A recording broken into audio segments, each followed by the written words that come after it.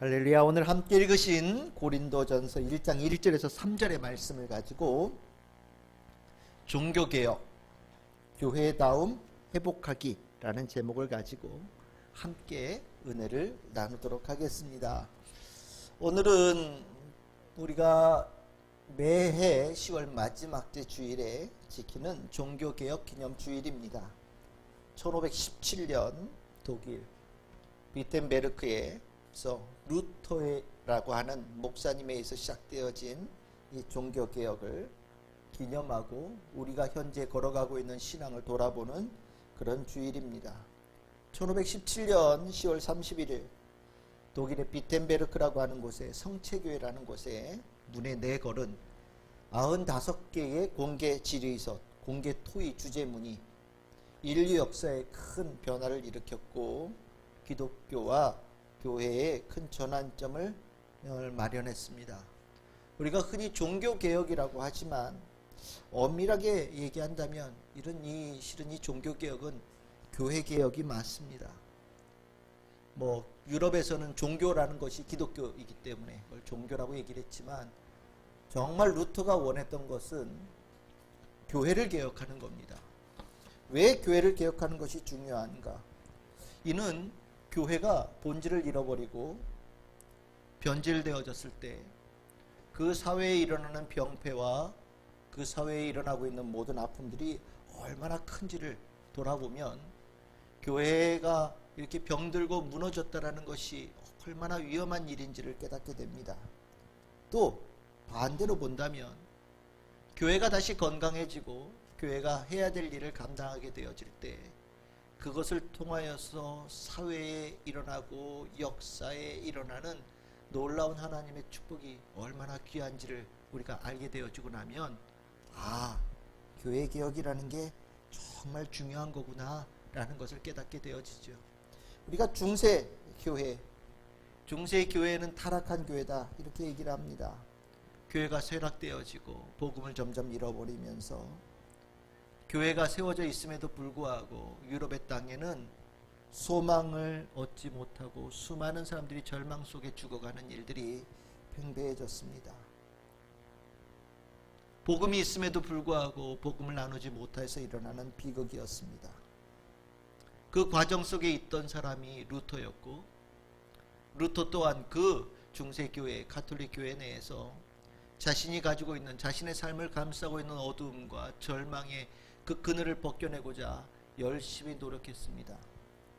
하지만 그가 그 노력하고 애썼던 모든 과정에서 그가 원했던 소망을 얻지 못하였고 이는 교회 안에 문제가 있다라고 느꼈습니다. 그리고 그 교회를 개혁하고 순전한 교회, 복음에 기반되어진 교회, 예수님께서 그토록 원하셨던 교회, 그리고 바울이 세우기 위해서 온 땅을 돌아다녔던 그 교회를 다시 회복하는 것이 너무나도 중요한 것이다 라는 것을 깨닫고 용기를 다하여서 95개의 공개 질의서를 비텐베르크 성체교회의 대문에다 건 겁니다. 요지는 그렇습니다. 우리가 하고 있는 이 교회가 과연 올바른 길을 걸어가고 있는가? 과연 교회가 이 사회에 제대로 된 역할을 하고 있는가? 정말 우리 기독교는 예수 그리스도의 말씀에 따라서 이 땅의 복음, 구원을 이루어가고 있는 일을 하고 있는가? 라는 질문을 던진 겁니다. 그 던진 질문은 아주 간단한 공개 토의의 질문이었는데 실은 이 엄청난 반향을 일으켜서 완전히 역사를 뒤집어 놓았죠. 이 루터를 통해서 우리는 깨닫게 됩니다. 정말 참 교회가 중요한 거구나. 교회라는 것이 얼마나 귀한 것인지 모르는구나.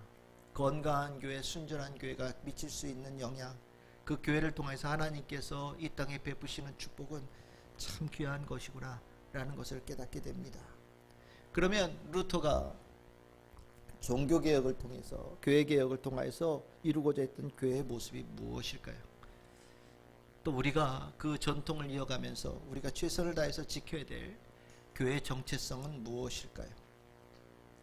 우리가 종교개혁의 유산을 이제 이어받으면서 우리 개신교, 우리 신앙생활하고 있는데 이 개신교에서 이루고자 했던 교회의 그 참된 모습을 제대로 모른다면 우리가 지금 이렇게 세워가고 있는 교회 잘 모를 수밖에 없잖아요. 무엇을 지켜야 될지도 모르고 또 우리가 하고 있는 일이 얼마나 중요한 일인지도 잘 모르는 겁니다. 그래서 우리는 이 교회, 정말 루터가 복음에 기반해서 세우고자 했던 이 교회가 과연 어떤 교회인지를 우리는 꼭 알아야 된다라는 생각을 갖습니다. 이 루터가 굉장히 존경하고 사랑했던 인물인데 그게 누구냐? 바로 바울이에요. 루터는 교회에 관한 이 관점 속에서 이 바울이 가졌던 이 가르침과 세우고자 했던 교회가 굉장히 감동을 받았고, 이 루터는 바울을 굉장히 존경했던 목사님이었습니다. 그래서 오늘 읽었던 본문 고린도전서 1장 1절에서 3절 왜 읽었냐? 이제 고린도 교회에 바울이 편지를 쓴 거잖아요. 근데 고린도 교회가 굉장히 많은 문제가 있었거든요. 실은 문제가 뭐 진짜 이 땅에 있는 모든 교회가 가지고 있는 문제를 다 가지고 있는 교회다 보셔도 돼요. 그러다 보니까 편지를 쓰면서 맨 앞에다가 너희들 정말 교회야. 너희들이 정말 귀한 교회로 부르심을 받았어. 너희들은 이렇게 되어지고 이렇게 살아야 되고 이렇게 되어 목표를 가지고 나아가야 될 존재들이야 라는 것을 편지 앞에다 딱 적어주었거든요. 그게 이제 1장 1절에서 3절에 나오는데 거기에 뭐라고 간단하게 봅시다. 교회는 어떤 곳이냐? 하나님의 교회다 이렇게 얘기하고 있어요. 하나님의 교회가 뭡니까? 하나님께서 주인 되시는 교회라는 거예요. 일반적인 사람들이 아니라는 겁니다. 엄청나게 중요한 얘기죠. 우리 교회 누구 거냐? 내 거냐? 네 거냐? 뭐 얘기할 수 있지만 아니에요. 이 교회는 하나님의 것이에요. 또 하나님께서 지키시는 곳이고 거룩하신 하나님께서 모든 것을 주관하시는 곳이 교회입니다. 잊으면 안 됩니다. 굉장히 중요한 거죠. 그러고 나서 뭐라고 얘기합니까? 그 교회는 그리스도 예수 안에서 거룩하여진 공동체라고 얘기합니다. 그렇죠? 이 교회에 우리가 이렇게 사람들이 모였어요. 이 모양 저 모양 다양한 모습으로 살아가면서 있지만 이 교회 안에 주님께서 불러주셨을 때 우리는 거룩하여지는 은혜를 입는 사람들이 되어집니다. 교회는 이 땅에 세워진 유일한 거룩한 공동체입니다. 그리고 이 교회에 누구를 불러주셨어요? 우리들을 불러주셨죠. 그래서 이 부른 사람들을 뭐라고 했냐? 성도다라고 얘기를 합니다. 우리가 이 자리에 불러 모아져서 성도라고 하나님께서 우리를 이름을 붙여주셨다. 거룩한 모임들, 거룩한 무리들이라고 우리를 불러주셨다라고 얘기하고 있습니다. 그리고 그 다음에 각처에서 우리 주 예수 그리스도의 이름을 부르는 모든 사람들은 누구든지 이 교회 안에는 다 들어와서 함께 할 수 있는 구원의 공동체다 이런 얘기도 하고 있고요. 그리고 이 하나님의 교회, 이 아름다운 교회에는 하나님께서 아버지가 되어지시고 예수께서 그리스도가 되어지신 그분의 축복이 한량없이 있는 은혜와 평강이 충만한 축복이 있는 곳이 바로 교회다. 이렇게 바울은 고린도 교회에다가 편지를 쓰면서 얘기하고 있거든요.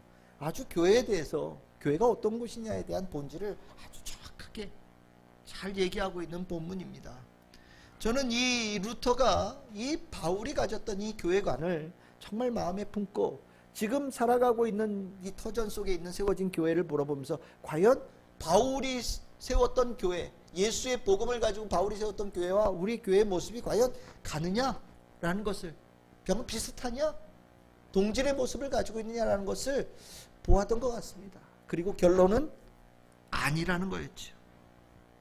바울이 세웠던 교회, 예수 복음을 가지고 세웠던 교회와 우리 지금 현재 이 땅에 있는 교회의 모습은 너무나도 다르다.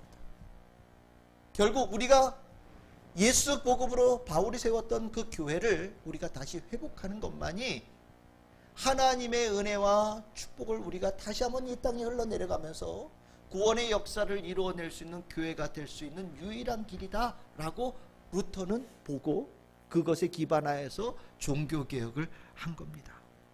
그래서 오늘 저는 그 고린도서 1장 1절에 3절의 말씀을 기반으로 해서 이 루터가 원했던 교회의 본질을 조금 더 자세하게 설명을 하는 가운데 오늘 여러분들에게 나눠드렸던 이 그림, 혹시 그림 안 가져오신 분은 저 안내되어 있습니다. 오늘 설교할 때 이 그림이 꼭 필요합니다.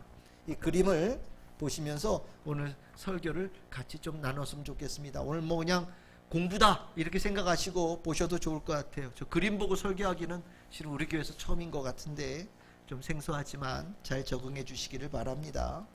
교회는요, 당시 유럽에 사는 사람들, 독일 사는 사람들이 까막눈이 많았습니다.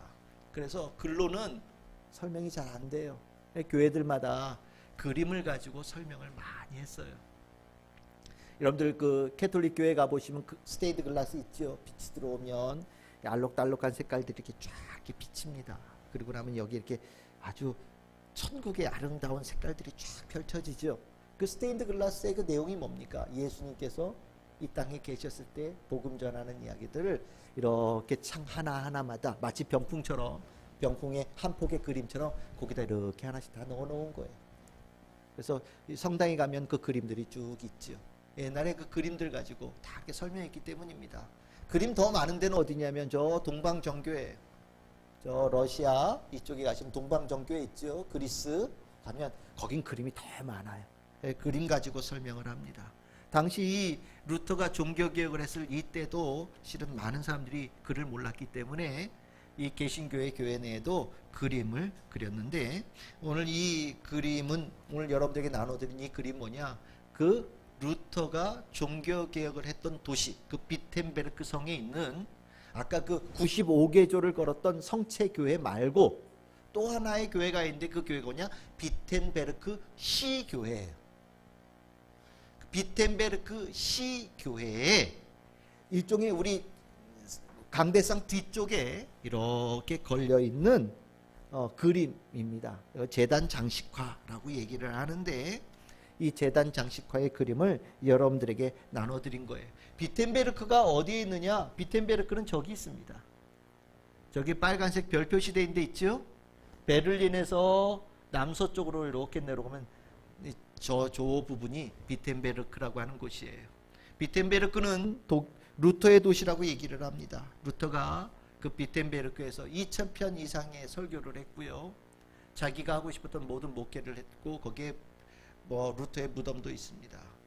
그래서 이 비텐베르크의 이 도시는 아주 종교개혁의 중심지의 도시가 되어지고, 이곳을 통해서 온 유럽과 온 땅에 복음이 전하여지는 역사가 일어나는데, 이 비텐베르크 시 교회는 실질적으로 루터가 담임 목회를 했던 교회예요. 2000편 이상의 설교를 했고요. 우리가 나중에 또 얘기를 하겠지만 떡과 포도주를 모든 사람들과 함께, 성도들과 함께 나누는 이걸 양형 성찬이라고 하는데, 이 성찬을 처음 실행한 곳이 비텐베르크 시 교회입니다. 그리고 아까 우리 찬양 불렀죠? 내주는 강한 성이요. 이런 틀, 우리 찬송가에 많잖아요. 이런 노래틀. 이 노래틀을 뭐라고 그러냐면 코랄이라고 해요. 그 전에 찬양은 어땠냐면, 여러분들 아시죠? 미사 드릴 때 보면 앞에 하나 저 뒤쪽에 그 찬양대가 있잖아요. 찬양대가 있으면서 그 복잡하게 막 그려진 막 음을 갖다가 막 얘기하고 그 노래하는 그런 노래들이요. 듣기에는 참 좋은데 따라하기는 참 어려운 그런 거. 그게 이제 캐톨릭에 있었던 미사곡이었거든요. 근데 루터는 그러지 말고 우리가 다 같이 찬양 부르자. 왜 저 찬양대가 혼자 찬양 부르냐? 우리가 같이 부를 수 있는 찬양 부르자. 그러면서 하나의 예배를 부를 수 있는 찬양의 틀을 만들었어요. 그게 코랄이에요. 코랄의 형식이 우리 찬송가에 들어온 거고, 그 루터가 작곡한 많은 노래 중에 대표적인 곡이 아까 불렀던 내주는 강한 성이요 라는 찬양입니다. 그 코랄이 작곡되어지고 연주가 되어지고 성도들이 함께 불렀던 교회도 비텐베르크 시 교회예요. 그리고 이 비텐베르크 시 교회는 또 특이한 게 뭐가 있냐면, 나중에 또 말씀을 드리겠지만, 우리가 지금 보통 개신교회는 교회가 세워질 때 이게 목사가 개척한 교회가 있고요. 저희 교회처럼. 어떤 교회는 이제 목사님이 물러나고 성도들이 목사님을 모시지요. 모실 때 뭐라고 얘기합니까? 청빙한다라고 얘기해요. 이 청빙한다라는 이 절차가 개신교만의 특징이에요. 무슨 소리냐면, 여러분들 캐톨릭은 어떻게 주교가 이렇게 그 주임 신부님이 이렇게 돌아다닙니까? 위에서 이렇게 임명하죠. 위에서 보내죠. 위에서 안수한 그 감독 같은 사람이 안수를 하면 그 사람이 사제가 되어지고, 그 캐톨릭에서 각 성당에 사람을 보냅니다. 그런데 루터는 아니라는 거예요. 교회의 성도들이 목사님을 모실 수 있고,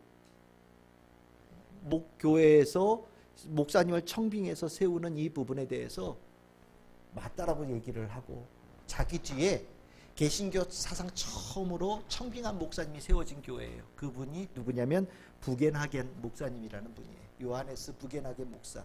개신교에서 첫 번째로 청빙의 절차로 목회자를 세운 교회가 비텐베르크 시 교회예요. 그러니까 비텐베르크 시 교회라고 하는 이 교회는 하여튼 개신교가 가졌던 모든 실험했던 모든 것들이 다 이루어졌던 교회라고 보시면 됩니다. 비텐베르크 시 교회는 이렇게 생겼어요. 그리고 그 뒤에 보시면 비텐베르크 시 교회에 있는 종교 재단화가 앞에 강대상이 있고 뒤쪽에 저렇게 그림으로 붙어 있는 겁니다. 여러분들의 이 손에 들려있는 그림의 내용이에요. 이건 누가 그렸느냐?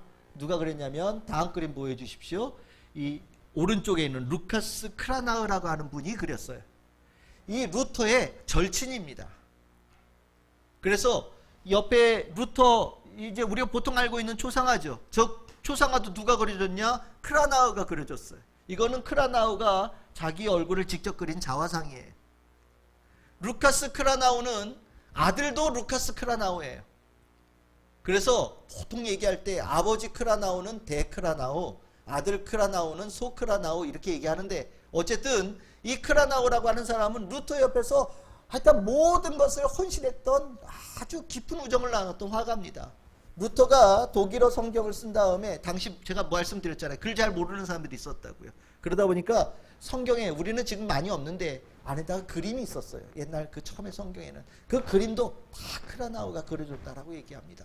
그만큼 아주 가까이 있었던 분이 크라나흐고, 그 크라나흐 부자가 그린 그림이 아까 비텐베르크 시 제단 장식화에, 오늘 제가 하는 설교는요, 이 우리나라의 루터교가 참 작아요. 우리나라는 루터교, 뭐 장로교나 감리교 이런 데는 큰데 루터교는 참 작아요. 근데 중앙 루터교의 최주운 담임 목사님이라는 분이 이제 우리나라에서 나름 이 루터에 대해서는 전문가인 분이시거든요. 그래서 그분이 설명을 하고 쓴 책을 참조해서 제가 많이 참조해서 오늘 설교를 합니다. 그러니까 여러분들 일단 알아두시고 오늘 설교의 내용을 보셨으면 좋겠어요. 일단 그럼 오늘 이 그림을 통해서, 이 그림 하나하나는 교회의 본질을 얘기하고 있는 그림이에요. 내적으로 되어져 있는 그림인데 하나하나의 의미를 좀 살펴보기를 원합니다. 먼저 이 제단 장식화가 걸려진 그 과정을 좀 알아야 돼요. 종교개혁이 1517년에 시작되어졌는데 약 30년이 지나서 1546년 2월 18일에 루터가 죽었습니다. 그러니까 이 종교개혁을 시작했던 루터가 죽고 나니 종교개혁이 조금 이제 어려운 때가 왔겠지요. 지도자가 죽고 나니까요. 그리고 나니까 이 독일 지역을 다스리고 있던 칼 5세라고 하는 황제가 이 교황편이에요.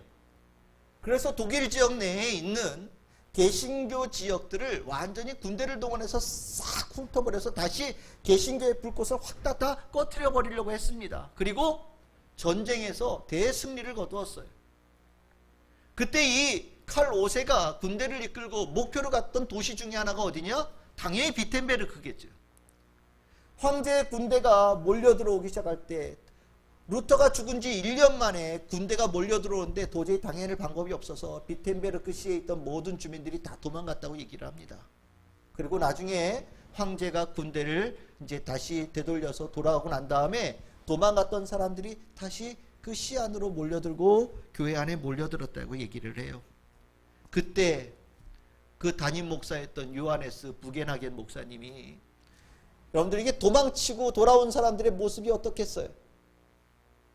우리가 종교개혁에 루터 뒤를 따라가서 캐톨릭에 반대되어진 신앙생활 하겠다라고 했는데 전쟁에 져가지고 도망갔던 사람들이 나중에 돌아와가지고 이렇게 모여있을 때 얼마나 낙심되고 얼마나 흔들렸겠어요. 그때 다시 한번 우리가 가지고 있는 신앙이 올바른 신앙이다라는 것을 성도들에게 다시 한번 가르쳐주고자 하는 그 마음에서 뒤에 이 제단화를 제작했다고 얘기를 합니다. 그래서 그림 하나하나에는 우리가 따르고 있는 종교개혁의 가치가 너무너무 소중하다라는 것을 얘기하면서 교회는 복음이 순수하게 선포되고 성례전이 올바르게 집행되는 곳입니다. 그러니 우리는 절대로 어떤 경우에도 흔들리지 말고 이 길을 가야 됩니다 라고 설명하면서 걸었던 그림이다라고 얘기합니다. 그림이 4개가 되어 있는데 가운데 그림부터 봅시다. 뒷장을 여러분들 넘기시면 가운데 그림이에요. 가운데 그림은 어떤 그림입니까? 성만찬의 그림입니다. 이 성찬은 내용이 그런 거예요. 성찬에는 누구든지 참여할 수 있고 성찬에 참여한 사람들은 성도이고 그들이 교회다. 이것이 종교개혁의 내건 캐치프레이즈입니다. 우리가 이 성도라고 우리는 서로 부르잖아요. 그런데 이 성도라고 부르는 것이 얼마나 소중한 호칭인지 몰라요. 중세교회 카톨릭은요, 이 성도라는 단어가 우리가 지금 알고 있는, 우리가 쓰고 있는 성도라는 단어와 좀 다릅니다. 중세교회에서는요, 성도란 누구이냐? 이 땅에 살 과정에서 거룩하게 살고 죽어서 하늘로 올라간 사람들이 성도예요.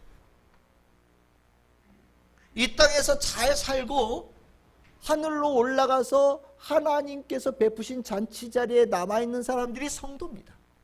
그럼 우리는 이 땅에 살아있는 사람들은 아직 성도가 되지 못하는 거예요. 그럼 미사, 여러분들 캐톨릭에서 미사 드린다고 하죠. 이 미사는 그럼 뭐냐? 이런 거예요. 하늘에서 예배를 드리는 그 거룩한 성도들의 모임에 우리가 있는 이 모임이 연결되어져서 교제를 나누는 자리가 미사의 자리입니다. 이해가 되십니까? 우리는 성도가 아니에요. 아직 거룩하지 않아요. 우리는 아직 부족한 게 너무 많아요. 우리는 어떻게 합니까? 그런데 우리는 구원을 원해요. 어떻게 해야 돼요? 저 하늘에 이미 거룩하게 이 땅을 살고 하늘로 올라간 의인들의 그 성도의 모임에 우리가 같이 이렇게 교제를 나누고 맞닿아지는 그런 과정에 자리가 필요한 거예요. 그게 뭐냐? 미사입니다. 그 미사를 통해서 그러면 얻는 유익이 뭐냐? 이 위에 있는 사람들은요, 공로가 있어요. 이 땅에서 잘 살았잖아요. 정말 훌륭하게 살아냈고 하나님께서 보시기에도 예수님께서 보시기에도 저 사람들은 상 받을 게 이만큼 많은 사람들이에요. 그래서 우리는 미사를 드리면서 그들이 가지고 있는 공로를 우리가 받아요. 그걸 잉여 공로라고 그래요. 그들이 구원받고도 남은 공로가 있다라는 거예요. 그 남은 공로를 이 땅에서 아직 거룩함을 입지 못한 성도 사람들이 받는 거예요. 그래서 어떻게 돼요? 우리가 노력해도 안 되는 그 부분을 이어받아서 구원의 길로 갈 수 있는 은총을 입는 거죠. 그래서 여러분들 캐톨릭에 가면 뭐가 많냐면 성인, 의인 뭐 이런 거 있죠. 여러분들 뭐 요번에 성인 뭐 누가 뭐 됐습니다 뭐 이런 얘기들 하잖아요. 그게 바로 이런 개념 때문에 그래요. 여러분들 캐톨릭에서 예배 드리는 모습이 어떠냐면 라파엘로의 그림을 보시면 되는데 이 그림이에요. 이 그림을 보시면 여러분들 보이시죠? 교회가 하늘 위에 있는 교회와 하늘 아래 땅에 있는 교회가 나눠져 있습니다. 그리고 위에 죽은 의인들은 예수님과 함께 말씀을 나누어요.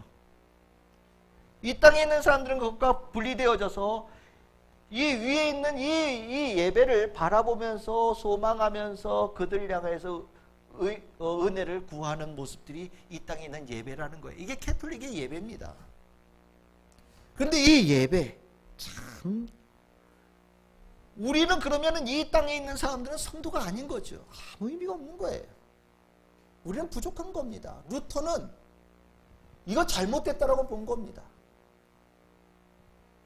우리는 성도다.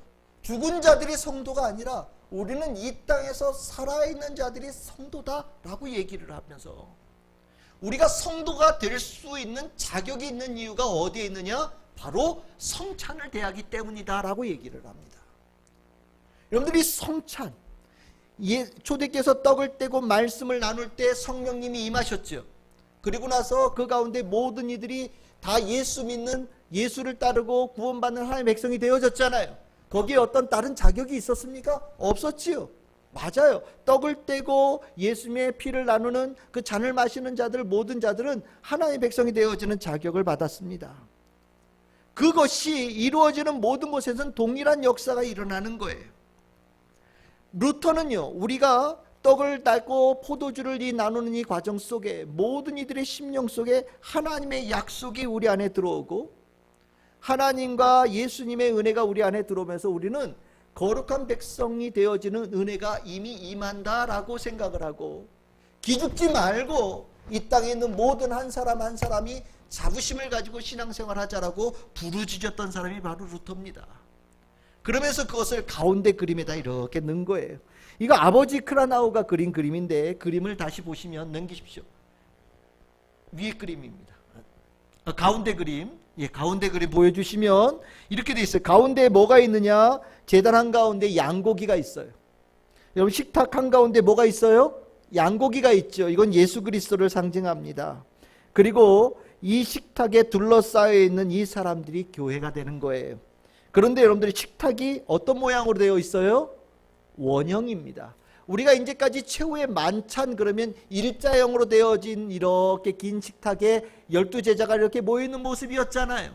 그런데 이 종교개혁에서의 이 만찬의 자리는 원형의 식탁의 자리예요. 높고 낮음이 없어요.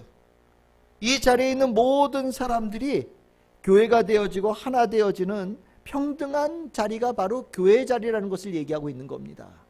그리고 이 자리에서는 누구든지 서로 소통할 수 있어요. 캐톨릭에서는 사제와 평신도 간에 엄격한 계급의 구분이 있었어요. 그래서 소통이 되어지지 않아요. 그런데 이 식탁의 자리에서는 서로 성도들끼리 얘기를 나누면서 받은 은혜를 나눌 수 있는 그런 모습을 보입니다. 이게 바로 교회라는 거예요. 이게 개신교회라는 겁니다. 거기에 여기 이제 총 예수님을 제외하고 오른쪽에 서 있는 한 사람을 제외하고 식탁에 앉아 있는 사람은 12명이에요. 12명이 왜 12명이 있습니까? 예수님의 12제자를 얘기하죠. 그런데 우리가 생각할 때 12제자는 뭐 베드로, 요한 쭉 해서 나갈 것 같은데, 여기에 있는 이 인물들은요, 그런 사람으로 채워진 게 아니라 당시 비텐베르크 시에 살고 있고 교회에 출석하고 있는 성도들의 얼굴로 그려졌대요. 그 중에 뭐 요한도 있고 베드로도 있는데, 얼굴이 그 모델이 있잖아요.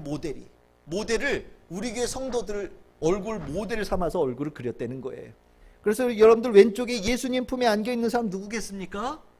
요한입니다. 그리고 그 오른쪽에 머리가 없으면서 가슴에 이렇게 손을 얹고 있는 사람 누굴까요? 오른쪽에 베드로예요. 베드로 왜?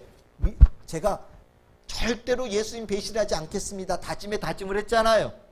그 모습 베드로. 그리고 옆에 쭉 돌아가고 예수님 왼쪽에 있는 사람, 그 뭔가 주머니 하나 달린 것 같은 사람, 그 누굴까요? 가룟 유다입니다. 가룟 유다인데, 여러분들 이 식탁 안에 모든 사람들은 다 발을 식탁 안으로 집어넣고 있는데 그 사람만 한 발이 한쪽으로 나와 있죠. 그렇죠? 양다리 걸치고 있는 거예요. 교회 바깥으로 나가겠다는 마음을 가진 사람, 이 가룟 유다라는 겁니다. 가룟 유다.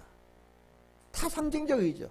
교회 안에 모든 사람들이 다 서로 은혜를 나누면서 옆 사람과 도란도란 얘기를 하고 있는데, 한 사람은 얘기 안 하고 한 발짝 밖에 나가 있는 가룟 유다가 있어요. 그러면 오른쪽에 이렇게 그리시면 서 있는 사람이 있잖아요. 서 있는 사람에게 잔을 건네주는 사람이 있습니다. 까만 옷을 입고 있어요. 그게 누굴까요? 이게 바로 루터예요. 루터고, 여러분들 그 서 있는 사람이 누구냐? 이 그림을 그린 크라나우의 아들 루카스 크라나우입니다. 그리고 그 루터 왼편에 수염이 긴 사람이 있죠. 까만 옷을 입고요. 이 사람은 누구냐면 루터가 번역한 독일어 성서를 인쇄했던 인쇄업자 한스 루프트라고 하는 사람이랍니다. 그러니까 여기 이렇게 보시면 당시 종교개혁에 참여했던 사람들, 그리고 그 성에 살고 있는 사람들, 제자들, 여러 사람들의 그림을 그려놓고 이게 다 교회다 이렇게 얘기하고 있는 거예요. 그러면서 여러분들 이 잔을 바깥에 서 있는 사람에게 루터가 전해준다는 얘기는 뭐겠어요? 이 주님께서 주신 식탁의 잔은 모든 사람들에게 나누어져야 될 잔이다. 이 식탁에 앉은 사람들만 먹는 특권이 아니라 모든 사람들에게 나누어져야 될 생명의 계약의 피다라는 것을 얘기하는, 의미하는 가운데서 이 잔을 바깥에 있는 사람에게 전달해 주는 모습을 루터가 하고 있는 거죠. 여러분들 당시에 캐톨릭은 잔은 사제만 먹었어요. 우리 성찬식 할 때 포도주 여러분들 다 나누시죠? 근데 이 포도주만큼은 사제만 먹었답니다. 왜 그러냐? 사제들이 볼 때 이랬다는 거예요. 막 당시에 사람들 막 수염이 이렇게 기르잖아요. 그런데 이 포도주 마시면서 막 이 수염에 막 그 예수 그리스도의 보혈의 피가 막 묻고 막 이런 거 지저분한 거 꼴을 못 보겠다라는 겁니다. 떡은 입안에 쏙 들어가면은 괜찮은데 포도주는 이렇게 흘리니까 야, 그거 먹을 만한 자격이 없어. 그냥 우리가 먹고 너희들은 먹은 셈 쳐. 이것이 당시의 캐톨릭의 계급에 관한 내용이거든요. 그런데 루터는 예수께서 우리에게 베푸신 은혜는 모든 사람들에게 평등하다. 모든 사람들이 주님의 은혜를 입을 수 있다라는 것을 선언하고 그 정신을 가지고 나아가는 것이 교회다라고 얘기한다라는 거예요. 여러분들 여기 12명 중에 인쇄업자도 있고요. 그치요? 무슨 소리예요? 각자 책임을 자기가 각자 맡은 직업을 가지고 최선을 다해가는 가운데 하나님께서 맡기신 사명이 있고 소명이 있다. 그러니까 직업에 귀천이 없다. 이거를 직업 소명론이라고 루터는 얘기를 하는데 당시의 사제는 굉장히 높은 소명을 가진 사람, 아닌 사람은 저 낮은 사람을 구분했는데 아니라는 겁니다. 모든 사람 다 똑같다라는 것이 루터의 생각이었다. 우리가 지금 누리고 있는 교회입니다. 교회는 많이 평등해요. 교회 안에 들어와서는 주님께서 모든 이들에게 동일한 은총을 내려주십니다. 그 은혜를 모두가 누리고 있다는 것을 꼭 기억하시길 바랍니다. 두 번째 그림 보겠습니다. 두 번째 그림은 왼편 그림입니다. 왼편 그림은 세례에 관한 그림입니다. 교회는 어떤 곳이냐? 구원이 있는 곳이에요. 구원이 없는 교회는 교회가 아니지요. 근데 중세교회에는 구원에 문제가 있었다라는 겁니다. 중세교회에서 대표적으로 신학의 그 기초를 마련한 사람이 어거스틴이라고 하는 사람인데, 어거스틴은요 뭐라고 얘기했느냐? 우리가 성찬이나 세례를 통해서 받은 은혜에 이 하나가 꼭 더해져야 된다. 뭐가? 선행이 더해져야 된다. 선행이 더해지지 않으면 온전한 구원을 얻을 수 없다라고 얘기하는 것이 중세교회의 구원론이에요. 그래서 많은 사람들이 이 선행이나 공로를 통하여서 그 구원을 얻고자 굉장히 노력을 했거든요. 루터도 그 가운데 있던 사람이에요. 어거스틴 수도원에 들어가서 정말 죄와 죄책감을 씻어내기 위해서 정말 노력했던 사람이 루터였습니다. 그런데 아무리 씻어내려고 해도 자기 안에 있는 죄책감을 씻어낼 수가 없었다는 거예요. 수도원에서 가르치고 명했던 걸 모든 걸 다 했는데도 불구하고 내가 해낼 수 없다는 것을 깨달으면서 루터가 한 얘기가 뭐냐? 나는 정말 아무리 노력해도 안 된다는 것을 깨달았고 영혼 구원도 상실했고 건강마저도 상실한 상태가 되어졌다라고 자기를 얘기를 했습니다. 그러면서 이 중세교회를 통해서는 구원을 얻을 길이 없다라고 판정을 내렸어요. 그러면서 그럼 우리는 정말 구원받을 길이 없느냐? 라고 고민할 때 루터 눈에 딱 들어온 성경 구절이 있죠. 그것이 로마서 1장 17절이에요. 바울이 얘기했던 내용입니다. 복음에는 하나님의 의가 나타나서 믿음으로 믿음에 이르게 하나니 기록된 바 오직 의인은 믿음으로 말미암아 살리람과 같으니라. 무엇으로 의로워질 수 있느냐? 믿음이다라고 얘기하고 있어요. 이게 왜 중요하냐면 여러분들 중세교회에는 하나님이 어떤 분이시냐면 무서운 하나님이었어요. 하나님이 자신을 의를 나타낼 때 무엇으로 의를 나타내시냐? 심판을 통해서 의를 나타내신다라고 가르쳤습니다. 그런데 루터는 이것을 뒤집어 놓은 거예요. 하나님은 의로우시다. 왜 의로우시냐? 하나님은 모든 사람들을 구원하시는 분을 통해서 의롭다는 것을 증명하신다. 심판이 아니라 구원을 통하여서 의로움을 증명하시는 분이 하나님이시다. 그 구원의 징표로 이 땅에 오신 분이 누구시냐? 바로 예수 그리스도다.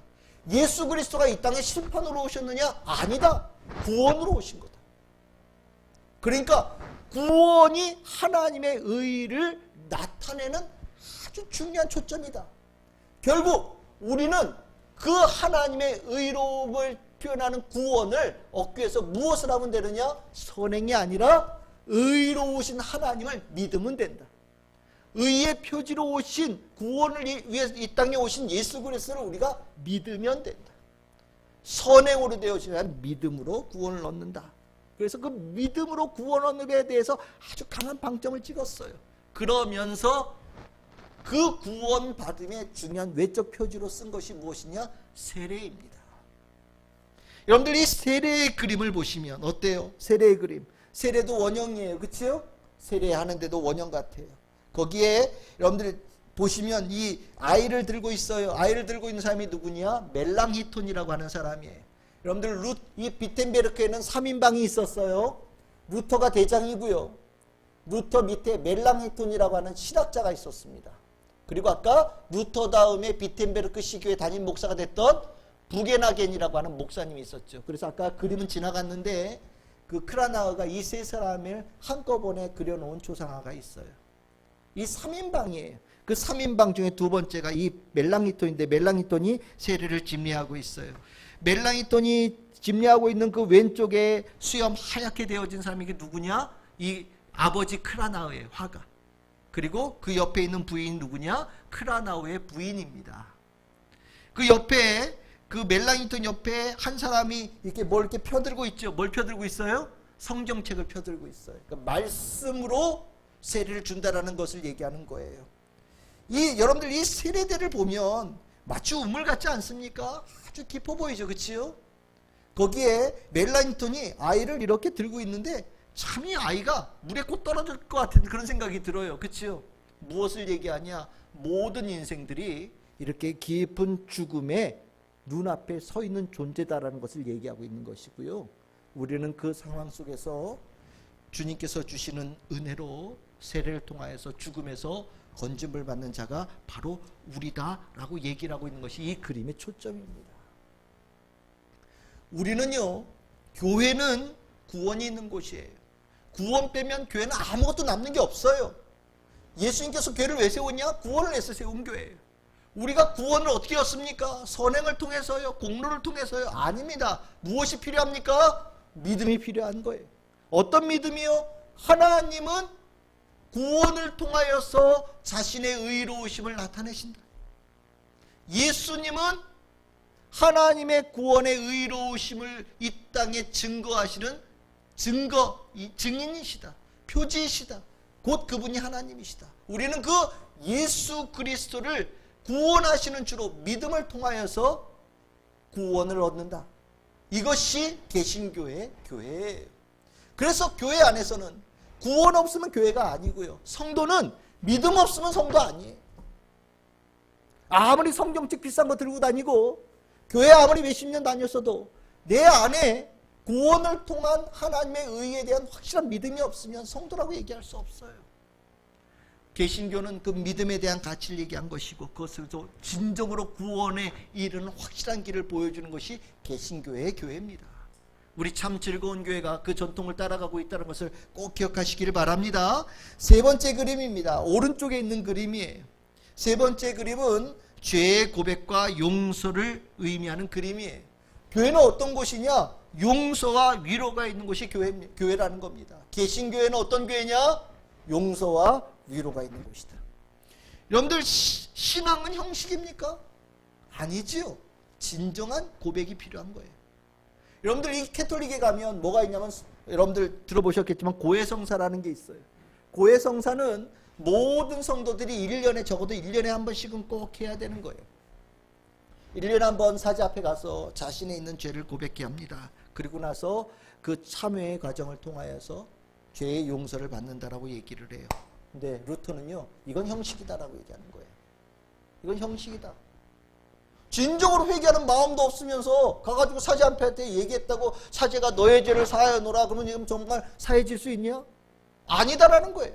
회개는 진짜 마음이 중요한 거다. 참회가 필요 없다라는 걸 얘기하는 거 아닙니다. 필요하죠. 근데 그게 진심이어야 된다. 형식으로는 회개를 대신할 수 없다라고 얘기하는 거예요. 그러면서 이 그림에 딱 보시면 그것이 정확하게 나옵니다. 가운데 서 있는 사람이 누구냐? 부게나겐 목사님이에요. 부게나겐 목사님의 양손에 뭐가 있어요? 열쇠가 있죠. 무슨 열쇠겠습니까? 예수님께서 베드로에게 주셨다고 하는 천국의 열쇠예요. 네가 이 땅에서 풀면 하늘에서도 풀리고 이 땅에서 너가 묶으면 하늘에서도 묶일 것이다 라고 주신 그 열쇠예요. 이 열쇠를 누가 받았냐? 베드로가 받았고 이 베드로의 권세를 누가 이어받았느냐? 바로 교황이 이어받았다라고 얘기를 합니다. 그래서 교황은 모든 것을 판결할 수 있는 권위를 가지고 있고 모든 권세보다 위에 있고 교황은 틀린 것은 하나도 없는 무한 존재다라고 얘기하는 것이 캐톨릭에서 말하는 교황론이에요. 그런데 오늘 이 그림에 이 열쇠를 누가 가지고 있어요? 목사님이 가지고 있어요. 목사님이 가지고 있어요.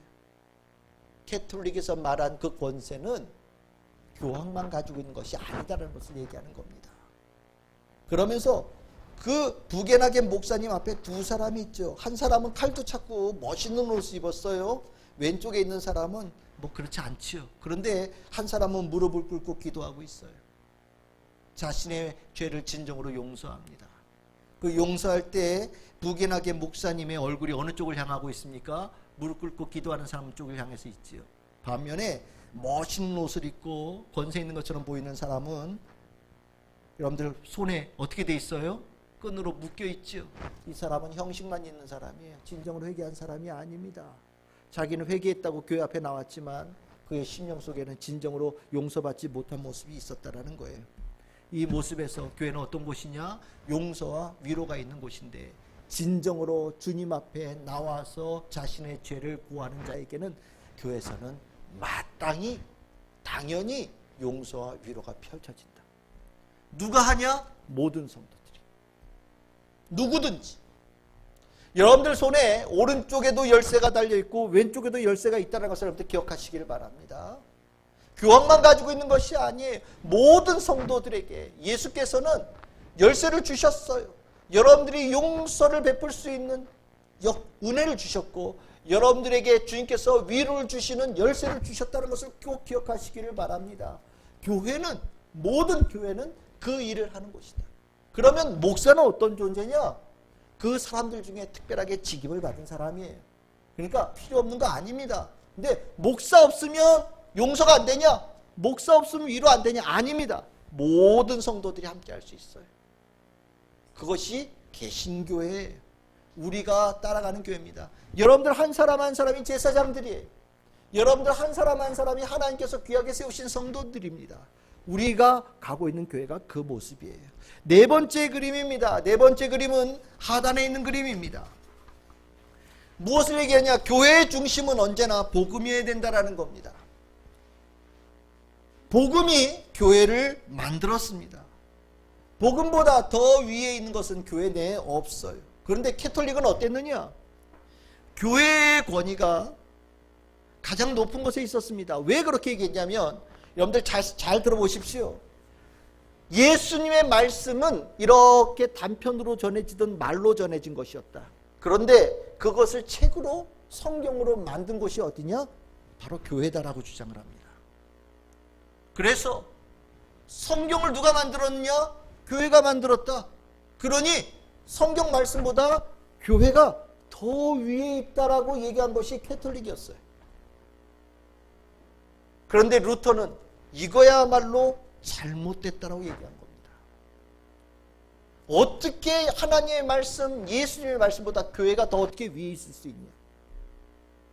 하나님의 말씀, 예수님의 말씀이 가장 위에 있고 교회든 성도든 다 그 밑에 복속되어져야 되고 교회가 가야 될 길은 복음이 지시하고 복음이 지향하는 바로 나아가야지 교회가 스스로 자신의 길을 정하고 자신의 모양을 만들어낼 수 없다라고 얘기하는 것이 루터의 주장이었습니다. 이건 100% 맞는 얘기예요. 당시 카톨릭 교회에는요, 내용이 복음이 없었다고 얘기를 합니다.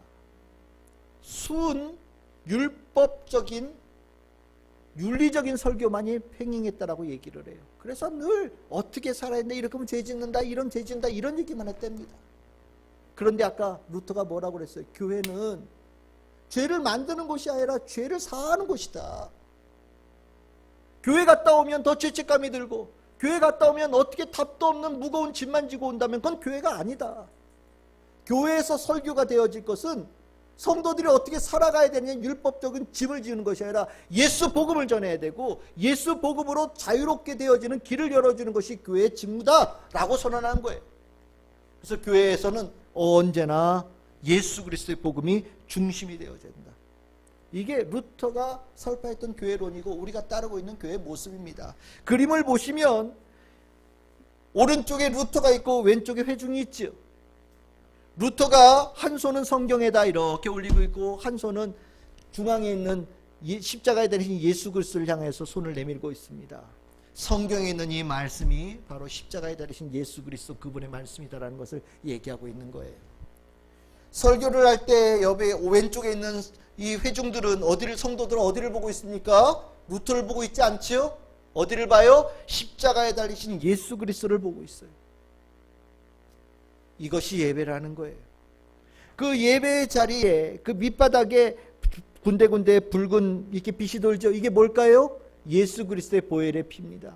그 속죄의 피가 있는 곳이 교회다라고 얘기를 하고 있고 십자가에 달리신 예수 그리스도에게는 신천이 돌고 있어요. 이것은 무엇이냐면 십자가가 부활과 연결되어지고 있음을 얘기하는 겁니다. 여러분들 복음만이 구원을 주어요. 사람의 말은 즐겁게 되어질지 모르지만 복음은 구원의 역사를 이루고요. 영혼의 자유함을 줍니다. 그 복음을 전하는 곳이 교회예요. 우리가 재밌는 얘기들 막 썼고 여러 가지 이야기들 썼고 설교하지만 그거는 설교가 아니에요. 그 설교 100편 듣고 10,000편 들어도 그 안에는 구원의 역사가 일어나지 않습니다. 복음 안에 있는 힘, 복음 안에 있는 자유함, 복음 안에 있는 주님의 축복이 누려지는 곳이 바로 교회고요. 그 의미를 깨달은 자들이 성도들입니다. 루터가 세웠던 교회는 바로 이 예수 그리스도의 중심의 교회를 세우는 데 목표를 가지고 있어요. 우리 교회 그런 교회가 되어지기를 원하고 여러분들에게 전해지는 모든 말씀이 예수 그리스도의 복음의 말씀만 전해지는 교회가 되기를 소망합니다. 그리고 여러분들도 그 말씀을 전해질 때마다 더 기뻐하는 복된 우리 성도들 다 될 수 있기를 소망합니다. 이제 말씀을 정리하겠습니다. 오늘 설교가 좀 길었습니다. 루터가 얼마나 중요한 사람이냐. 독일의 대문호 괴테가 1831년에 에그만이라는 사람과 대화를 하면서 이렇게 얘기를 했다고 합니다. 우리는 루터와 종교개혁에 대해 전적으로 감사해야 된다는 사실을 전혀 모르고 있다. 우리는 정신적 편협함의 사슬에서 자유롭게 되었고 우리의 근원으로 되돌아갈 수 있게 되었으며 기독교라는 그 순수함 속에서 모든 역사와 문화를 이해할 수 있는 능력을 갖게 되었다. 우리는 하나님의 땅에 발을 확고하게 딛고 서 있을 수 있는 용기를 갖게 되었고 성령을 받은 인간의 본성 안에서 스스로 내가 누구인지를 느낄 수 있는 용기를 다시 갖게 되어졌다. 이 모든 것은 종교개혁과 루터의 공로다 라고 괴테라는 대문호가 분명하게 얘기했다고 합니다. 루터가 얘기한 이루고자 했던 이 교회의 모습은 한마디로 얘기하면 우리를 살리는 길이에요. 우리가 이 땅에서 제대로 살아갈 수 있게끔 만드는, 우리가 제대로 생명을 누리고 살아갈 수 있게끔 만드는 길을 열어준 자가 바로 루터였고 종교개혁이었다는 겁니다. 루터가 세운 교회, 원했던 교회, 모두가 예수 그리스도의 성찬을 나누며 성도가 되는 축복의 교회, 믿음으로 구원 얻음을 분명하게 증거하고 세례를 통하여서 확증하는 생명의 교회, 주님께 나아가 진실되게 회개하면 반드시 용서와 위로가 있으며 천국의 열쇠의 권세를 가지고 온 사람들에게 용서와 위로를 이루는 교회, 그리고 교회의 모든 권세는 주님께 있음을 확실하게 인정하고 오직 예수 그리스도의 말씀 복음만을 선포하고 승리하는 교회, 이 교회가 종교개혁을 통해서 이루고자 했던 교회고 우리가 따라가고 있는 교회입니다. 저는 우리가 이 교회에 가는 이 모습을 붙잡고 절대 잊지 말고 나아갈 수 있기를 소망합니다. 어떤 경우에도 놓치면 안 되는 거예요. 만약 이걸 우리가 놓친다면 우리가 멸망하고 실패할 뿐만 아니라 이 땅에 소망의 등대가 사라지는 거예요. 이 소중한 것을 지키기 위해서 당시의 이 종교개혁을 따랐던 수많은 성도들은 아픔을 견뎌냈습니다. 그러면서도 늘 마음에 이 단어를 새겼다고 해요. 마지막 그림입니다. 여러분들 보시면 무슨 글자가 써 있습니까? VDMA 라틴어입니다. Verbum Domini manet in aeternum. 무슨 뜻이냐? 하나님의 말씀이 영원하다. 이 뜻을 가지고 있는 이 표식을 자기 옷에도 달고 자기 집에 있는 가구들에도 달아가면서 당시의 종교개혁의 루터의 뒤를 따랐던 수많은 사람들은 하나님의 말씀은 영원하다, 이 정신을 가지고 이 어려운 때를 이겨냈고 이 땅에 바른 교회를 세워가는 귀한 성도로 세워졌다라고 얘기합니다. 저는 우리 교회 성도님들의 심령 속에 이 단어가 새겨지기를 소망합니다. VDMA. 하나님의 말씀은 영원하다. 하나님 말씀 외에 그 어떤 권위도 없다. 확고한 믿음을 가지고 하나님의 말씀, 예수님의 말씀을 따르는 우리 참 즐거운 게 성도들 다 되시기를 주님의 이름으로 축원합니다.